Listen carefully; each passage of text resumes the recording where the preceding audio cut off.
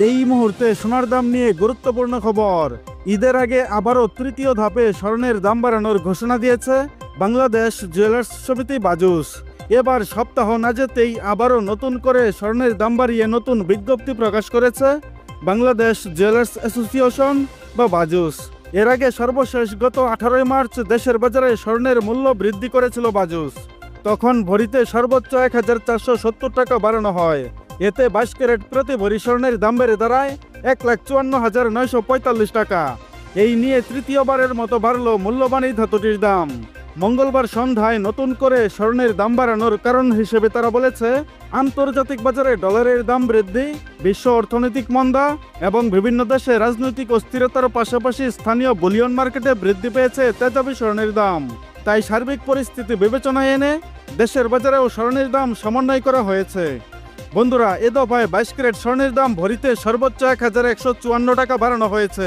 এর ফলে 22 ক্যারেট প্রতি ভরি সোনার দাম দাঁড়িয়েছে 1,56,099 টাকা। নতুন এই দাম 26 মার্চ সকাল থেকে সমগ্র বাংলাদেশে কার্যকর হয়েছে। আর এটাই বাংলাদেশের ইতিহাসে স্বর্ণের সর্বোচ্চ দাম। এর আগে 22 ক্যারেট প্রতি ভরি সোনার দাম ছিল 1,54,945 টাকা। এছাড়া 21 ক্যারেটে বেড়েছে 1,096 টাকা।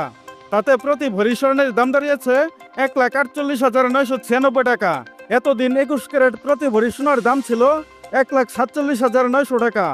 এখন থেকে 18 ক্যারেট সোনার অলংকার বানাতে গেলে খরচ পড়বে 1,27,709 টাকা, যা প্রতি ভরিতে দাম বেড়েছে 933 টাকা, যা পূর্বের দাম ছিল 1,26,776 টাকা।